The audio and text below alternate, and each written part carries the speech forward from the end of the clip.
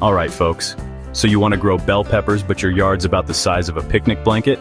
Maybe you're working with a balcony, a small patio, or just a sunny windowsill. Don't let that stop you. Container gardening is the perfect solution for tight spaces.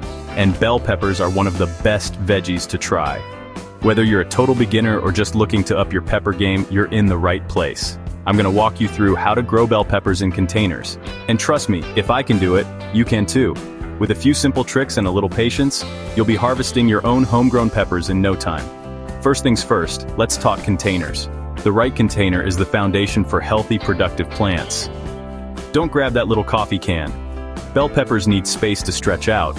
A cramped pot means stunted growth and sad, tiny peppers. Pepper plants have long roots. I always go for at least a 5-gallon pot. You might get away with a 3-gallon, but in my opinion, 5-gallon is the minimum size for one healthy pepper plant, and it gives the roots plenty of room to grow deep and strong. The bigger, the better, honestly. If you can swing a 7 or even 10-gallon pot, your peppers will thank you with bigger harvests and fewer problems. Peppers have roots that like to roam, and a small pot just chokes them out. When roots are cramped, the plant can't take up enough water or nutrients, and you'll end up with weak, spindly growth. And make sure your container has good drainage holes to keep your plant from sitting in water. Now let's talk about what goes inside that pot.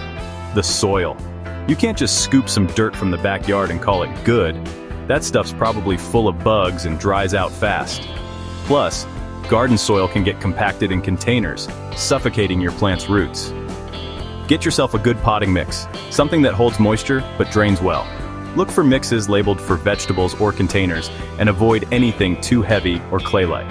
I usually mix in a little compost to keep those peppers happy and fed. Compost adds nutrients and helps the soil retain just the right amount of moisture. If you have worm castings, those are great too. If you live in a cooler climate, start indoors a few weeks before planting them outside to give them a head start. Harden them off for a week or so, getting them used to being outside.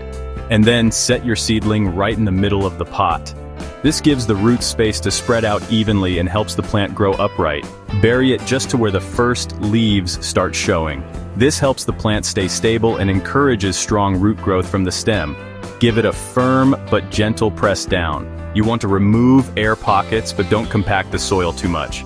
Roots need room to breathe. Don't crowd your peppers. One plant per pot is the sweet spot.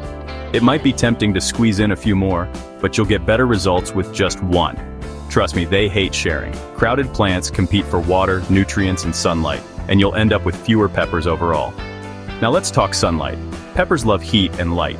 They're sun worshippers, and the more rays they get, the better they'll grow.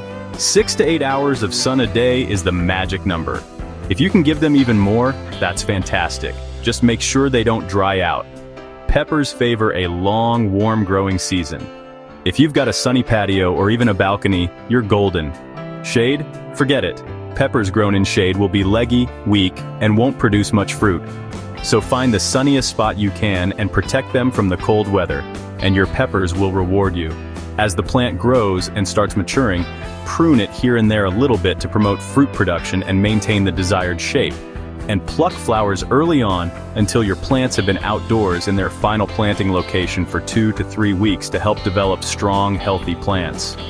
Watering is where a lot of folks trip up, too much or too little, and your peppers will let you know.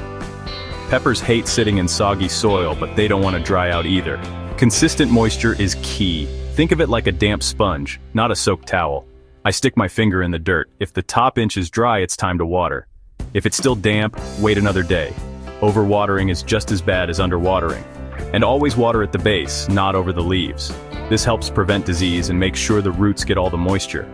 This doesn't at all mean that rain is a bad thing for pepper plants. But constantly wetting the leaves can invite disease, and nobody's got time for that. Fungal issues can wipe out your plant before you even get a single pepper. Now let's not forget feeding. Every couple weeks, hit them with a balanced fertilizer, but don't go overboard. Look for something with equal parts nitrogen, phosphorus, and potassium. Too much food and you'll get lots of leaves but hardly any peppers. It's all about balance. Healthy leaves, strong stems, and plenty of fruit. And now, what not to do. Avoid these common mistakes and you'll be way ahead of the game. Don't use a tiny pot, don't crowd your peppers, and don't forget to give them enough light and air circulation. Overcrowding leads to disease and poor harvests. Stake the taller varieties and shelter them from the wind. And whatever you do, don't forget to check for pests. Aphids, spider mites, and caterpillars love pepper plants just as much as we do. Planting with basil can help deter pests like aphids and flies, as well as helping improve the pepper's flavor. And planting with marigolds can attract pollinators as well as deterring pests. Keep an eye out for little bugs and pick them off fast. A quick daily check can save your whole crop from disaster. A pepper plant is a perennial that doesn't like the cold, so bring it in over the winter months, and you could be eating peppers off of that plant for years to come. Did you know green peppers are simply unripe peppers? Meaning a green and red pepper can be from the same variety, just in different stages of maturity. So play around with your harvest, whatever variety you have. Pick some green, leave others to mature to their colorful stage and see which ones you like best. Stick to these basics, and you'll be picking fresh, crunchy bell peppers before you know it. There's nothing like the taste of a homegrown pepper, and you'll be amazed at how much you can grow in just a pot or two.